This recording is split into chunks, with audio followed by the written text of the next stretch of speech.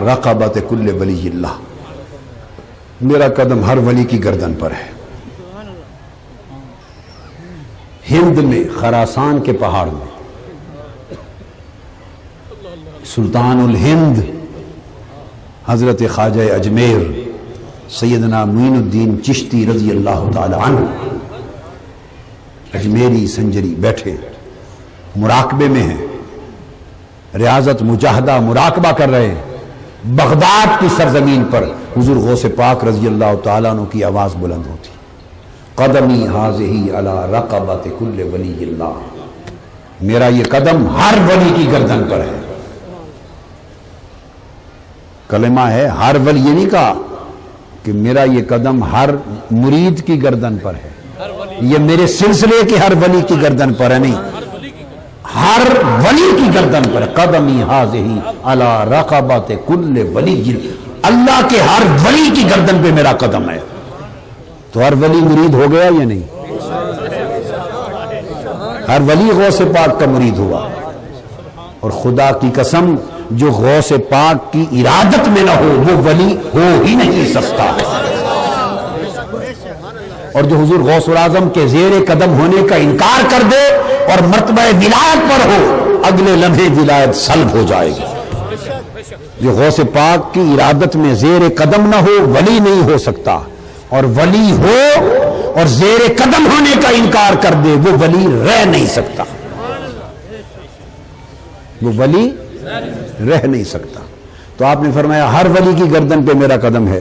حضور خواجہ اجمیر رضی اللہ تعالیٰ عنہ خراسان کے پہاڑوں میں محو مراقبہ ہیں، آپ نے عالم کشف میں دیکھا اور سنا غوث پاک کا فرمان، آپ نے گردن سر جھکا لی اور عرض کیا یا سرکار غوث الاعظم، آپ کا قدم میری کندھوں پر ہی، گردن پر ہی نہیں، میری آنکھوں اور سر پہ بھی آپ کا قدم۔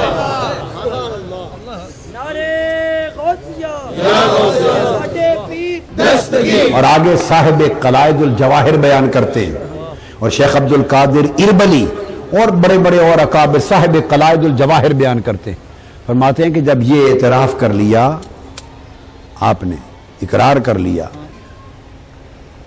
پھر حضور غوث پاک کی بارگاہ میں حاضر ہوئے۔ حضور خواجہ اجمیر، خاص بات بتا رہا ہوں، 57 دن حضور غوث پاک کی بارگاہ میں اکتساب فیض میں رہے، 57 دن 57 دن حضور غوث پاک کی صحبت اور اکتساب فیض میں رہے۔ جب فیض پا لیا تو عرض کیا حضور اب عراق مجھے دے دیں، عراق مانگا، فرمایا معین الدین عراق میں شہاب الدین عمر سہروردی کو دے چکا ہوں، سلسلہ سہروردیہ کے امام صاحب معارف المعارف حضرت شیخ شہاب الدین عمر سہروردی۔ آپ نے عرض کیا حضور عراق دے دیں تاکہ ڈیوٹی لگا دیں عراق کی، فرمایا عراق عمر سہروردی کو دے چکا ہوں، تمہیں ہند عطا کرتا ہوں۔ ہند کے سلطان حضرت خواجہ معین الدین اجمیری ہو گئے۔ غوث پاک نے فرمایا تمہیں ہند عطا کرتا ہوں۔ تو خواجہ اجمیر کے مرید قیامت تک حضور غوث پاک کے مرید ہیں، اس فیض کی وساطت سے، اس فیض کی وساطت سے۔ یہ سلسلہ چشتیہ حضور غوث پاک کی فرع ہو گئی، فیضان غوثیت معاب کی برانچ ہو گئی، غوث پاک کی شاخ ہو گئی رضی اللہ تعالی عنہ۔ پھر دوسرا بیان ہی کر دیا آپ کو، حضرت شہاب الدین عمر سہروردی، شیخ شہاب الدین سہروردی سلسلہ سہرورد کے امام، یہ حضرت غوث بہاؤالدین زکریا ملتانی سہروردی ہیں، شیخ سعدی شیرازی سہروردی ہیں، شاہ رکن عالم سہروردی ہیں، یہ غوث بہاؤالدین زکریا ملتانی ان کے شیخ ہیں حضرت شہاب الدین عمر سہروردی۔ تو دوسرا سلسلہ سہروردی ہوا۔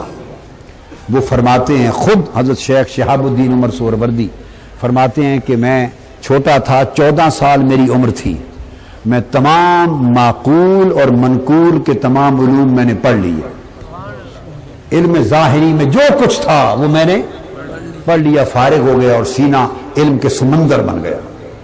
تو میرے ان کے شیخ، ان کے پیر و مرشد حضرت ابو النجیب عبد القاہر سہروردی، ان کے چچا بھی ہیں، شیخ شہاب الدین سہروردی کے چچا اور ساتھ ان کے شیخ پیر و مرشد۔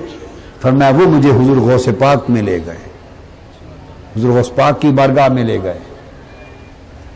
بیت اولیاء جس کی بھی ہوتے، جیسے حضور غریب نواز سلطان الہند خواجہ معین الدین اجمیری بیت خواجہ عثمان ہارونی رضی اللہ تعالیٰ عنہ سے، بیت جہاں بھی ہوتے خیرات غوث پاک کی بارگاہ سے بدستور لیتے،